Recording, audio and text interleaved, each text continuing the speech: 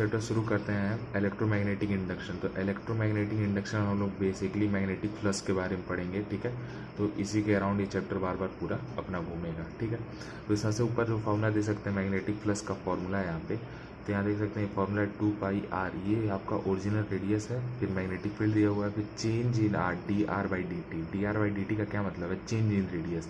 तो कहेगा एक सर्कुलर लूप है, ठीक है, जिससे कोई मैग्नेटिक फ्लक्स पास हो रहा है, ठीक। अभी इसका जो लूप है ये लगातार रेडियस का कम होते जा रहा है। तो चेंज इन रेडियस दिया हुआ है आपको, और क्या कहते हैं मैग्नेट और ओरिजिनल रेडियस दिया हुआ है, ठीक। तो उस हिसाब से इसमें सब कितना फ्लक्स पास करेगा। तो इसका फॉर्मूला 2 साल क्वेश्चन आया है, तो सीधे इस नाते फॉर्मूला याद कर लीजिए, काम हो जाएगा, ठीक। फिर आप देख सकते हैं मैग्नेटिक फ्लक्स का फॉर्मूला जो कि एरिया वेक्टर और मैग्नेटिक फील्ड के फॉर्म में होता है। जनरल सी बात है, इलेक्ट्रिक फ्लक्स में आप लोग पढ़े होंगे। तो देख सकते हैं एन बी ए कॉस थीटा, यहाँ जो कॉस थीटा है वो एंगल बिटवीन बी और ए है। तो यहाँ देख सकते हैं अगर मैग्नेटिक फील्ड इधर है, ठीक, बी मैग्नेटिक फील्ड इधर है, तो इसका एरिया वेक्टर इधर होगा आपका, ठीक, परपेंडिकुलर टू प्लेन। तो दोनों के बीच एंगल कितना हो गया? 90। तो 90 में अगर रखेंगे तो 0 हो जाएगा वैल्यू, तो ये पूरी वैल्यू 0। तो याद रखेंगे जब भी एंगल 90 बनेगा मैग्नेटिक फ्लक्स नहीं पास करता है। इलेक्ट्रिक फ्लक्स में भी सेम केस था। अब हम लोग अगर मैग्नेटिक फ्लक्स ऊपर कर देते हैं, मतलब मैग्नेटिक फील्ड ऊपर कर देते हैं, ठीक, और एरिया वेक्टर भी ऊपर है, तो पूरा मैग्नेटिक फ्लक्स इससे पास होगा, ठीक है। 0 एंगल हो जाएगा। 0 रखेंगे तो 100% 1 वैल्यू आ जाएगी, ठीक है। तो ये चीज़ याद रखेंगे, क्वेश्चन आया हुआ है इस पर। अब यहाँ पे एक क्वेश्चन पूछा जाता है कि अगर कॉइल को अगर 180 डिग्री से रिवर्स कर दिया जाए, ठीक है, मान लीजिए किधर भी रखे होंगे उसको 180 डिग्री रिवर्स कर दिया। मान लीजिए पहले कॉइल 0 डिग्री पे था तो मैक्सिमम फ्लक्स पास हो रहा था, अब इसको 180 डिग्री पे रिवर्स कर दिया, अब कितना फ्लक्स पास होगा? तो 2 NBA हो जाता है, ठीक है। तो याद रखेंगे ये रिलेशन, अगर 180 पे घुमा रहे हैं तो 2 NBA हो जाता है, ठीक है। तो याद रखेंगे ऐसे। अब यहाँ पे एक फॉर्मूला दिया हुआ है flux related to a square loop. जैसे एक करंट कैरिंग कंडक्टर है, ठीक, इसके वजह से इसमें से इसके अंदर मैग्नेटिक फील्ड भी प्रोड्यूस होगा इस करंट कंडक्टर की वजह से। तो इसमें से कितना फ्लक्स पास करेगा ये पूछना चाह रहा है। तो देख सकते हैं यहाँ फ्लक्स कम होगा जैसे जैसे दूरी बढ़ जाएगी फ्लक्स, तो यहाँ फ्लक्स ज़्यादा होगा जैसे जैसे दूरी बढ़ती जाएगी फ्लक्स कम होता जाएगा। तो वेरिएबल फ्लक्स है, ठीक है। तो यहाँ पर हम लोग फॉर्मूला लेंगे phi equals to mu naught I/2R, ठीक है। एस यहाँ पे क्या होता है, इसकी जो थिकनेस होती है, ठीक, इंटू लॉग, मतलब log E to power R plus L by R. R क्या है? दोनों के बीच की डिस्टेंस, और एल क्या है? इसकी ब्रेथ, ठीक। तो ये इंपॉर्टेंट फॉर्मूला है। यहाँ पे रिलेशन पे क्वेश्चन आया हुआ है एम्स में कि पूछ देगा कि अगर इसकी थिकनेस बढ़ा दें तो फाई पे क्या असर पड़ेगा, फ्लक्स ज़्यादा पास होने लगेगा। तो ये रिलेशन याद रखेंगे कि is directly proportional to S. अब यहाँ पे चैप्टर अच्छे से शुरू होने जा रहा है। फराडेज लॉ, पहला लॉ आता है फराडे का, पहला लॉ था जो इलेक्ट्रोमैग्नेटिक इंडक्शन। तो यहाँ पे पहला लॉ आता है फराडे का कि rate of change of magnetic flux through a loop is directly proportional to potential difference generated in the loop. Loop कह सकते हैं या कोई भी वायर में, ठीक है, जैसे जैसे रेट ऑफ फ्लक्स चेंज होगा। अब देखिए किसी से अगर फ्लक्स पास हो रहा है, ठीक है, तो इसका मतलब ये नहीं कि उसमें करंट प्रोड्यूस हो जाएगी, ठीक, या पोटेंशियल डिफरेंस प्रोड्यूस हो जाएगा। ये कह सकते हैं अगर फ्लक्स चेंज हो रहा है, जैसे यहाँ मैग्नेट रख दिया, इसके अराउंड अगर कोई वायर ले जा रहे हैं, ठीक, तो देख सकते हैं पहले फ्लक्स था, फिर दूर जाएगा तो कम होगा, फिर पास आएगा तो फिर बढ़ेगा। तो इस तरीके जब चेंज होगा मैग्नेटिक फ्लक्स तो पोटेंशियल डिफरेंस जनरेट होगा। अब इस पर लॉ, इसके ग्राफ पे क्वेश्चन आता है। तो ग्राफ देख सकते हैं, अगर change in flux upon time का ग्राफ लेंगे, ठीक है, तो इसका जो टेन थीटा आएगा वो आपका ई के बराबर आएगा। ई क्या है? ये लॉग ई वाली जो नीचे वैल्यू होती है वो होता है। तो याद बस एक ग्राफ एक बार देख लेंगे, बाकी सब ठीक है, ठीक। फिर यहाँ पे अगला आता है आपका लेंस लॉ, ठीक है। According to it induced EMF is produced such as it opposes the cause by which it is produced. अब इसका मतलब क्या है समझ लेते हैं। देखिए जैसे ये वायर है, ठीक, इसमें करंट पास हो रहा है, ठीक है। अब देखिए हम यहाँ पे एक लूप रखे हैं, ठीक। अब इस वायर के अगर लूप हम पास ले आएंगे तो इसमें करंट जनरेट होगी, ठीक। अब मान लेते हैं पहले इसमें करंट कुछ इस तरीके से जनरेट हो गई, ठीक है, इस तरीके से मान लेते हैं करंट जनरेट हो गई, ठीक, इसी तरीके से जनरेट होगी, जान ही रहे होंगे क्यों। अब मान लो इसको पास ले आ रहे हैं, ठीक है, तो जैसे जैसे इसको पास ले आएंगे तो इसमें कुछ ऐसा करंट जनरेट होगा जो इसके मैग्नेटिक फील्ड को अपोज करेगा। आप देख सकते हैं इसका इधर है, करंट इधर जा रही है, अगर मैग्नेटिक फील्ड लेंगे तो अंदर आ रहा है, ठीक, तो इसमें करंट उल्टी जनरेट होगी इस तरीके से, ठीक है। अब देखिए इसका करंट अगर हम देखेंगे लूप का, तो इस तरीके से थंब ऊपर जा रहा है, ठीक। तो यानी कि इसके लिए अब करंट अपोज करेगा, ठीक है। तो इसी कहते हैं लेंस लॉ। अब इसको हम लोग अगर दूर ले जाएंगे, ठीक, मान लेते हैं हम इसको दूर ले जाने लगे, तो अब क्या हो रहा है, अब इसमें से करंट घटने लगेगी, इसका मैग्नेटिक फील्ड इसमें से जो पास हो रहा है वो कम होने लगेगा। तो इसमें करंट कुछ इस तरीके से बनेगी कि मैग्नेटिक फील्ड को सपोर्ट करे। तो मैग्नेटिक फील्ड तो नीचे है इस वायर की वजह से इस पर, तो अब इसको दूर ले जाएंगे अगर, ठीक, तो इसमें अब करंट कुछ इस तरीके से बनेगी आपकी, ठीक है। इस तरीके से अब देख सकते हैं, इस तरीके को अगर हम लोग घुमाते हैं तो करंट अंदर जा रही है, ठीक। और इसके वजह से भी अंदर है, तो अब देखिए अब यहाँ सपोर्ट कर रहा है। जब पास लाएंगे तो अपोज करना चाह रहा है मैग्नेटिक फील्ड का, इसके मैग्नेटिक फील्ड को, जब दूर ले जा रहा है तो इसी मैग्नेटिक फील्ड को सपोर्ट कर रहा है। इसी को कहते हैं लेंस लॉ। अब समझ में आ गया होगा। और यहाँ पे आता है अगला इलेक्ट्रोमोटिव फोर्स, जिसको हम लोग EMF भी कहते हैं, ठीक। तो इसमें देख सकते हैं एक मैग्नेटिक फील्ड है, ठीक, एक्स, मतलब इनसाइड द प्लेट, और इसका जो लेंथ है वो L है, ठीक। कोई भी लूप है मान लेते हैं, ठीक, लूप होना चाहिए। इसको हम लोग v वेलोसिटी से आगे ले जा रहे हैं, ठीक। तो पहले तो याद रखेंगे v, L और b आपस में तीनों परपेंडिकुलर होना चाहिए। यहाँ देख सकते हैं मैग्नेटिक फील्ड अंदर है, वेलोसिटी इधर है, लेंथ ऊपर है, ठीक। इस तरीके से आपस में तीनों अगर परपेंडिकुलर होंगे तभी EMF not equal to zero होगा। अगर मान लेते हैं मैग्नेटिक फील्ड भी अंदर है और वेलोसिटी भी, इसको अगर हम लोग अंदर लेके जाएँ तो मैग्नेटिक फील्ड मतलब EMF जो प्रोड्यूस होगा वो जीरो होगा, ठीक। तो ये कंडीशन बहुत इंपॉर्टेंट है। और इसका EMF का जो वैल्यू आता है वो होता है आपका VBL, ठीक। तो समझिएगा EMF, ये फॉर्मूला बहुत इंपॉर्टेंट है। EMF प्रोड्यूस्ड इज VBL, जिसमें V is perpendicular to B and V is perpendicular to L। ये सब आपस में परपेंडिकुलर होना ही होना चाहिए, ठीक है। अब अगला क्वेश्चन आता है कि कौन सा हाई पोटेंशियल पे कौन सा सरफेस रहेगा, ठीक है। तो देख सकते हैं सबसे पहले तो ये फॉर्मूला हम लोग यूज़ करेंगे थंब रूल का। इसमें देख सकते हैं जो थंब होगा वो वेलोसिटी बताएगा, किस डायरेक्शन में वेलोसिटी है, ठीक। जो फिंगर्स होंगे ये आपका क्या बताएंगे, मैग्नेटिक फील्ड। जैसे ये चीज़ सेम चीज़ है, अगर वेलोसिटी इधर है तो मैग्नेटिक फील्ड इधर होगी, तो जो हायर पोटेंशियल आएगा वो ऊपर आएगा, ठीक, ऊपर आना चाहिए। तो वही सेम टू सेम कंडीशन है, हायर पोटेंशियल ये बताएगा। अब देख सकते हैं इसमें मैग्नेटिक फील्ड का डायरेक्शन क्या है, ऊपर, ठीक। तो ऊपर हो गया आपका मैग्नेटिक फील्ड का डायरेक्शन, ठीक। और इधर वो चल रहा है तो ऊपर मैग्नेटिक फील्ड का डायरेक्शन और इधर ये जा रहा है वेलोसिटी, ठीक। तो अगर हम हाथ को अगर स्ट्रेट करेंगे तो जो हायर पोटेंशियल आएगा वो पाम की तरफ आएगा, तो पाम इस तरफ पड़ रहा है तो हायर पोटेंशियल ये सरफेस हो जाती है। क्वेश्चन आता है अक्सर, ठीक। फिर एक चीज़ और याद रखेंगे, जो L लेंगे वो हमेशा आपका जो नेट लेंथ होगी वो होगी, इसकी ज़रूरत नहीं है। ये ज़रूरी नहीं है कि वह टोटल लेंथ नहीं लेनी है, जो इफेक्टिव लेंथ होती है वो लिया जाता है, ठीक है। तो याद रखेंगे, जैसे कि यहाँ क्वेश्चन में देख सकते हैं इसकी इफेक्टिव लेंथ होनी चाहिए आपकी L plus L plus L plus L, ठीक है। तो उस केस में यहाँ 4L आना चाहिए, ठीक। तो ये ऐसा नहीं आएगा, जो आपका इफेक्टिव लेंथ आएगा x लेंगे तो ही आंसर आएगा, ठीक से। देख सकते हैं यहाँ पे 0 आएगा आंसर। अब अगला क्वेश्चन आता है आपका करंट निकालने के लिए क्वेश्चन आता है, ठीक है। तो देख सकते हैं सबसे पहले करंट का फॉर्मूला क्या होता है, I = V/R, ठीक। यहाँ V का वैल्यू क्या है, VBL, ऊपर पढ़ा है। यहाँ V वेलोसिटी याद रखेंगे, वेलोसिटी ऑफ लूप या रॉड, ठीक है, समझ गए, VBL/R, समझ गए होंगे, ठीक। अब फोर्स का फॉर्मूला पिछले चैप्टर पढ़ा है, F = IBL sin थीटा जो होता है, ठीक। L क्या इफेक्टिव लेंथ है, तो यहाँ V का वैल्यू, यहाँ पे आप I का वैल्यू रख देंगे यहाँ से, ठीक। तो क्या फोर्स का फॉर्मूला बन जाएगा F = B² L²/R, ठीक। EMF का फॉर्मूला ऊपर देखे ही है, ठीक। EMF का एक और फॉर्मूला पीछे पढ़ा है, change in magnetic flux upon time, ठीक। पावर का फॉर्मूला तो जानते हैं, I²RT, I²R, और जैसा जैसा आगे फॉर्मूला बनता जाता है सब जानते हैं। अब देखिए यहाँ पे एक क्वेश्चन दिया हुआ है कि एक रॉड है, ठीक। इसको 2 मीटर/सेकंड की वेलोसिटी से इधर बढ़ाना है, लेंथ इसकी 1 मीटर है इस डायरेक्शन में, ठीक। और जो मैग्नेटिक फील्ड है वो अंदर है, ठीक है। तो अब कह रहा है करंट कितना प्रोड्यूस होगा, ठीक, करंट कितना प्रोड्यूस होगा। रेजिस्टेंस भी पता है हमको, तो सीधे फॉर्मूला रखेंगे V। देख सकते हैं पहले तो सब देखना परपेंडिकुलर है, देख सकते हैं ये अंदर है, ये इधर है और ये इधर है, सब परपेंडिकुलर है। 2 × 1 × B /4, तो इस फॉर्मूले पे रखेंगे, सीधे आंसर आ जाएगा आपका I का, ठीक। I आ गया। अब मान लीजिए फोर्स पूछेगा तो सिंपल सा फिर इसमें रख देंगे वैल्यू, फोर्स आ जाएगा। तो तीनों फॉर्मूला याद हो जाना चाहिए।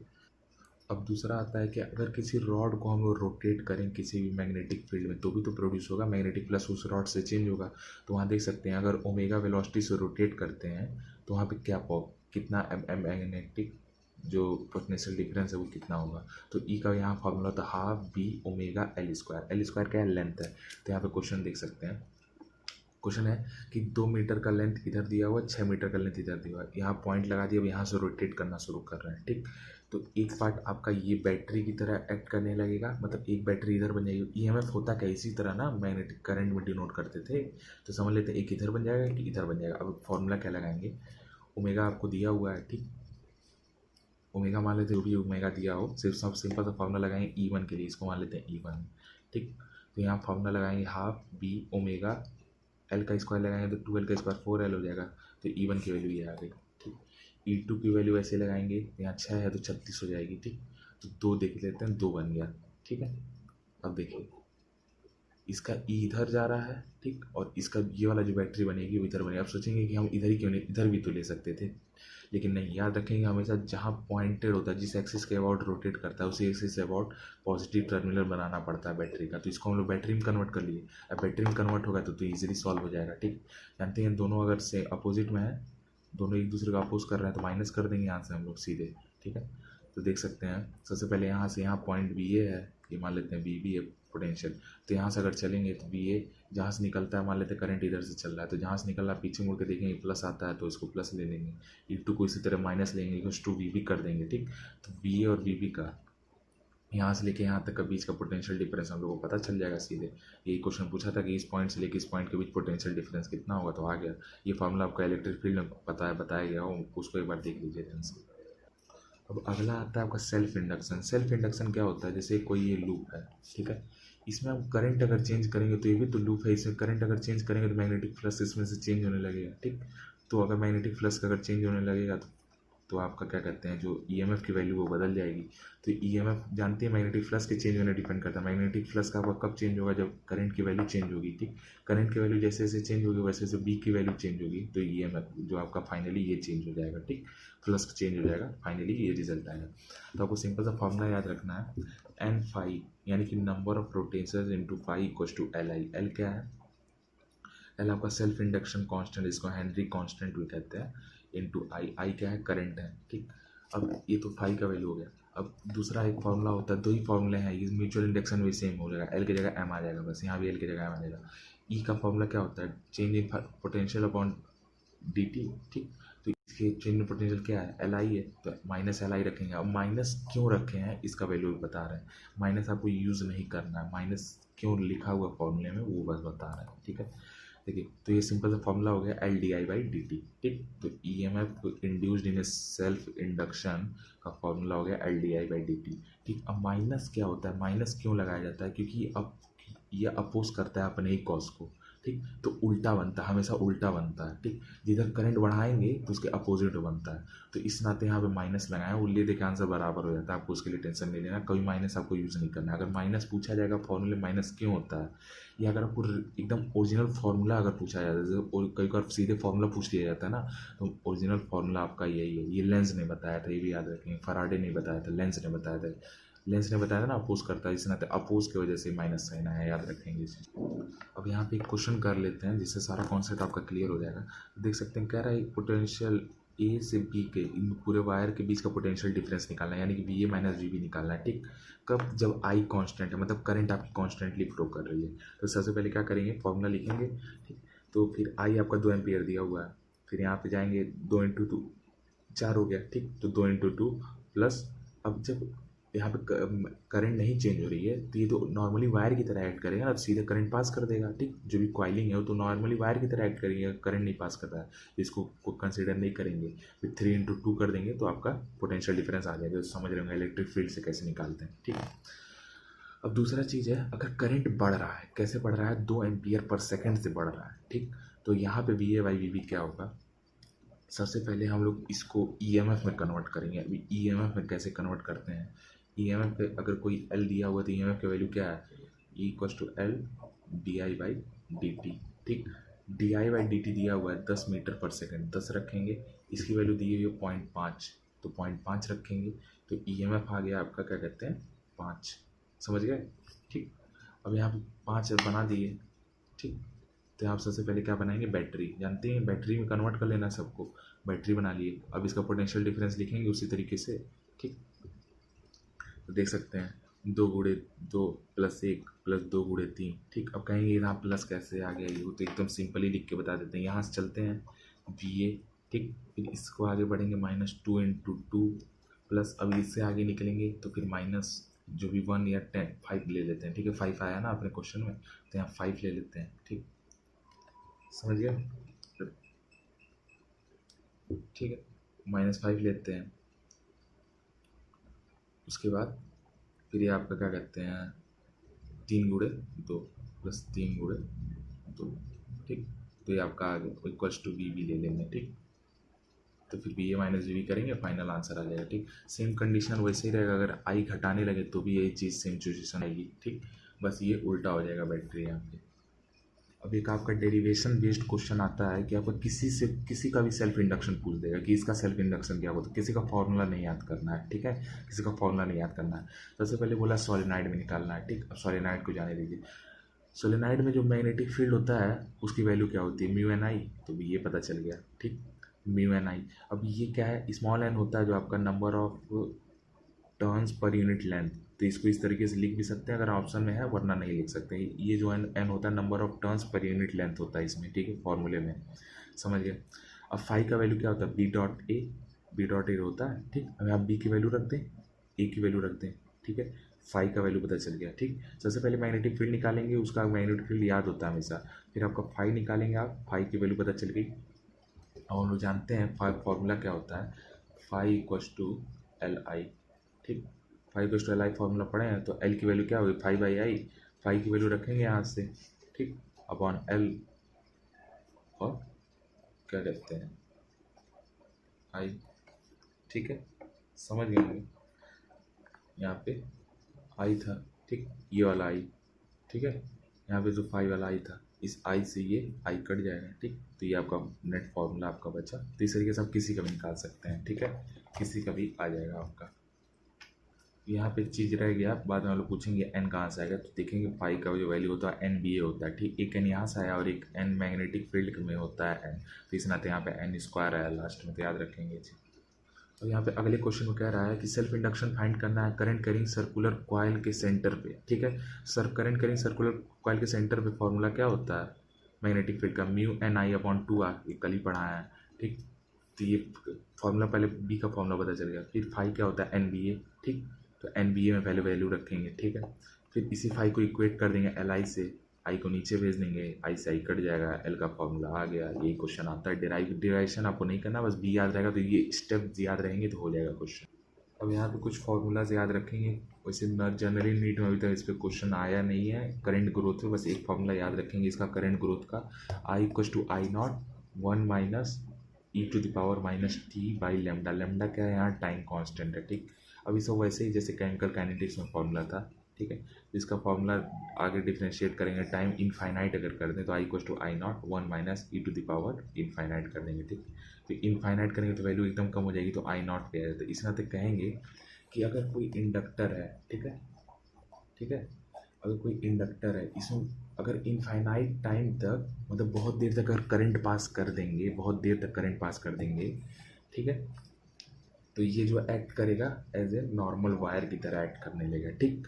लेकिन अगर सडन स्टार्टिंग 1 सेकंड के लिए, अगर T 1 सेकंड के लिए, ये तो हो गया आपका क्या कहते हैं T इनफाइनाइट के लिए एज ए वायर एक्ट करने लगेगा। लेकिन अगर T फॉर जस्ट सेकंड के लिए अगर देखते हैं, ठीक, तो ये आपका ब्रेकेज वायर की तरह काम करेगा। यही ये बताना चाह रहा है कि अगर टाइम इनफाइनाइट कर देंगे तो वैल्यू I के बराबर ही हो जाएगी, ठीक, कोई अपोजिशन नहीं रह जाएगा। लेकिन अगर टाइम अगर जस्ट रहेगा, जैसे मान लो कोई बोल दे कि जब तुरंत स्विच ऑन किए हैं और एक इंडक्टर लगाए हुए हैं, जैसे सर्किट बना देगा, ठीक, और कहेगा कि यहाँ पे आपका बैटरी लगा दिए, ठीक है, और यहाँ पे आपका की लगा दिए, कहेगा अगर जस्ट स्विच ऑन किए तो करंट कितना फ्लो करेगा, करंट 0 फ्लो करेगा। कहाँ फ्लो करेगा भाई, इसमें तो ये तो एकदम अपोज कर रहा है ना, जस्ट के लिए देख सकते हैं। अगर यहाँ पर टाइम की वैल्यू हम लोग इनफाइनाइट की वजह अगर 0 रख देंगे, ठीक है, ठीक है, अगर यहाँ टाइम की वैल्यू एकदम जस्ट रख देंगे 1 सेकंड रख देंगे, तो सबसे मैक्सिमम वैल्यू आ जाएगी। इसकी मैक्सिमम आएगी तो इसमें से 1 में से मैक्सिमम घट जाएगा, और जब इसमें मल्टीप्लाई करेंगे तो ये भी वैल्यू कम हो जाएगी। तो इस नाते इसको याद रखेंगे, स्टार्टिंग में ओपन सर्किट होता है और फाइनल टाइम पे ये क्या कहते हैं आपका कंप्लीट सर्किट हो जाता है। अब यहाँ पे एक और फॉर्मूला याद रखेंगे, क्या कहते हैं, D I by D T equals to E by L E to the power T upon lambda. ठीक है, तो जनरली इस टर्म को कंसीडर नहीं करने को आता, लेकिन ये जो बाकी फॉर्मूला है ये फॉर्मूला एकदम पूछा जाता है। अब म्यूचुअल इंडक्शन पे आ जाते हैं। किसी एक कॉइल में फ्लक्स चेंज करने की वजह से जो पास में जो कॉइल रखा है उसमें भी चेंज होने लगेगा, इसको हम लोग म्यूचुअल इंडक्शन कहते हैं। Same to same formula N phi equal to M I, ठीक, E equal to M D I by D T, minus क्यों लगा जान ही रहे हैं, ठीक है, same to same M L की जगह एम आ गया। ठीक, अब यहाँ देखिए क्वेश्चन पूछा हुआ है कि एक सर्कुलर लूप के अंदर जिसमें करंट फ्लो हो रहा है उसके अंदर में स्क्वायर लूप रख दिए हैं। स्क्वायर लूप का साइड जो है वो ए है और सर्कुलर लूप का जो रेडियस है वो आर है। ठीक, अब कह रहा है इस पे मैग्नेटिक जो इसमें इसके में करंट चेंज होने की वजह से जो इसमें जो प्रोड्यूस होगा आपका म्यूचुअल इंडक्शन वो कितना होगा। तो जैसे पहले देखे थे सेम टू सेम फॉर्मूला, सबसे पहले इसकी वजह से बी मैग्नेटिक फील्ड कितना आएगा, मैग्नेटिक फील्ड ये प्रोड्यूस करेगा ना, करंट इसमें है, मैग्नेटिक फील्ड का फॉर्मूला ये आ गया सेंटर पे। ठीक है, अब फाई की वैल्यू क्या होती है, एन बी ए, तो एरिया आप किसका लेंगे, एरिया उसका लेंगे, ए स्क्वायर हो गया। ठीक, बी की फॉर्मूला पता है, उस पर बी क्यों कहाँ से आ रहा है, यहाँ से आ रहा है, एन का वैल्यू एन ले लेंगे। ठीक है, अब देख सकते हैं mu equals to M I, phi equals to M I, M की वैल्यू रख देंगे, आई से डिवाइड कर देंगे बस। ठीक है, सेम टू सेम पूरा फॉर्मूला रख के आई से जैसे डिवाइड करेंगे इस आई से आई कट जाएगा। ठीक, देख सकते हैं इसमें आई नहीं है, सेम टू सेम फॉर्मूला बन गया आपका, ये इससे डिराइवेशन आता है। अब यहाँ पे एक ये फॉर्मूला याद रख लेंगे, mutual induction between coaxial solenoid, मतलब एक सोलेनॉइड के अंदर एक सोलेनॉइड रख देंगे तो उसमें म्यूचुअल इंडक्शन का फॉर्मूला क्या होता है। तो सिंपल सा फॉर्मूला है, याद कर लें इसको, डेरिवेशन ना जाए। तो M equal to mu naught N one N two, मतलब पहले वाले का कॉइल का नंबर ऑफ टर्न्स और दूसरे वाले कॉइल का number of turns into area, ठीक है, अपॉन लेंथ। ठीक है, तो ये फॉर्मूला याद रखें। अब number of turns per unit length का स्मॉल एन भी लिखते हैं, तो वही चीज़ है इसमें। अभी कपलिंग कोफिशिएंट पर सीधे फार्मूला पूछा जाता है कभी कभार, तो इसमें फार्मूला क्या होता है कपलिंग कोफिशिएंट का, इसमें 2 वायर होनी चाहिए। ठीक, तो जो म्यूचुअल इंडक्शन का फार्मूला होता है वो होता है directly proportional to K under root L1 plus L2, self induction in first coil, self induction in second coil. अगर 2 कॉइल को पास में रखे तो म्यूचुअल इंडक्शन भी होगा, सेल्फ इंडक्शन भी होगा, तो ये उस कंडीशन का फॉर्मूला है। ठीक है, अब यहाँ पे एक डेरिवेशन समझेंगे। जो मान लेते हैं करंट का फॉर्मूला क्या होता है, ई बाई आर। ठीक, ई को हम लोग क्या से लिख सकते हैं, D phi by D T into 1 upon R. ठीक है, तो ये हो गया। अब करंट को क्या लिख सकते हैं, क्यू इंटू टी। ठीक है, समझ रहे होंगे ना, I equals to Q T होता है equals to D phi by D T upon 1 upon R. ठीक, तो एक यहाँ से फॉर्मूला डिराइव होता है कि change in flux upon time is equals to Q T R. ठीक है, तो ये फॉर्मूला बहुत इंपॉर्टेंट है, 2 बार क्वेश्चन आया है क्यू टी आर से। ठीक है, तो चार्ज दिया रहेगा आपको, क्या कहते हैं, टाइम दिया रहेगा, ठीक, और फिर रेडियस पूछेगा, मतलब वो भी दिया रहेगा, क्या कहते हैं, रेजिस्टेंस भी दिया रहेगा, और पूछेगा ये कितना है, चेंज इन फ्लक्स कितना होगा। तो याद रखेंगे मूविंग चार्ज जरूर पूछता है। अब एनर्जी, अब ये फॉर्मूले पे एम्स में बहुत बार क्वेश्चन है और डेफिनेटली इस बार पूछे जाएंगे इस पे क्वेश्चन। ठीक, सबसे पहले जानते हैं एनर्जी इन अ कॉइल क्या होती है, हाफ एल आई स्क्वायर, तो ये तो याद हो गया। ठीक, अब कैपेसिटर पढ़े होंगे।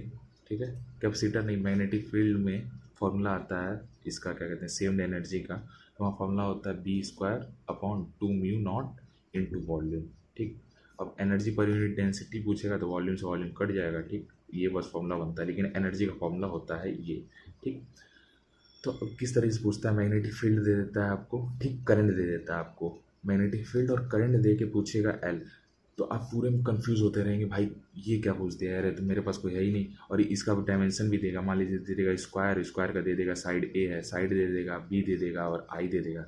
अब पूछेगा एल, अब पूछेंगे भाई, सोचेंगे भाई कोई रिलेशन ही नहीं मिला है, रिलेशन ही नहीं मिला है, क्वेश्चन वहीं छोड़ देंगे। लेकिन याद रखेंगे ये दोनों रिलेशन आपस में कॉमन होते हैं एनर्जी की, इसको जैसे इक्वेट करेंगे एल की वैल्यू आ जाएगी। एम्स में 2-3 बार क्वेश्चन आया हुआ है। ठीक है, अब इसको इक्वेट और भी किसी चीज़ से कर सकता है, जैसे कैपेसिटर का फॉर्मूला होता है एनर्जी स्टोर को हाफ सी वी स्क्वायर। ठीक, वोल्टेज दे दे, कैपेसिटेंस दे दे, वोल्टेज और कैपेसिटेंस दे के भी पूछ सकता है, करंट दे के कि एल निकाल लो, वही कहानी खत्म हो जाती है, क्योंकि एल का कोई फॉर्मूला नहीं पता चलता है। लेकिन याद रखें हमेशा एनर्जी कंजर्वेशन से यहाँ एक फॉर्मूला आ सकता है। अब ट्रांसफार्मर पे सीधे क्वेश्चन आता है। ठीक है, आपको सेकेंडरी कॉइल प्राइमरी कॉइल का दे देगा करंट और क्या कहते हैं potential difference, number of turns. ठीक है, अब पूछेगा क्या कहते हैं इफिशियंसी क्या होगी। ठीक, तो इस तरीके का क्वेश्चन आ सकता है, इफिशियंसी का फॉर्मूला दे सकते हैं पी या power output upon power input into 100, ठीक है। तो ये एफिशिएंसी का फॉर्मूला है। बाकी आपको एक का ये दोनों दे देगा और दूसरे का एक ये देगा, बोलेगा सेकेंडरी कॉइल का करंट कितना है, तो निकाल लेंगे इस तरीके से। रिलेशन याद होना चाहिए, जो सेकेंडरी होता है पोटेंशियल और नंबर ऑफ टर्न्स हमेशा सेकेंडरी लेते हैं। अब जैसे करंट घर में भी है ना, करंट के बिना घर नहीं चल सकता है, मतलब जेन्युइन बात, जेन्युइन नहीं, याद करने का तरीका बता रहे हैं। करंट के बिना देख सकते हैं घर नहीं चल सकता है, तो करंट प्राइमरी चीज़ है, ठीक, करंट एकदम प्राइमरी चीज़ है। लेकिन अगर पोटेंशियल डिफरेंस हटा दें, नंबर ऑफ टर्न्स हटा दें वायर का, तो क्या फ़र्क पड़ जाएगा भाई। ये बात अलग है, पोटेंशियल डिफरेंस से कुछ फ़र्क पड़ता है, लेकिन याद करने के लिए सेंस में आप याद रख सकते हैं। क्या कहते हैं कि करंट के बिना घर नहीं सकता, तो करंट इज़ प्राइमरी, तो ऊपर प्राइमरी हो गया। करंट में हमेशा प्राइमरी ऊपर होता है, बाकी दोनों में सेकेंडरी ऊपर होता है, तो इस तरीके से याद रख लेंगे, ठीक है।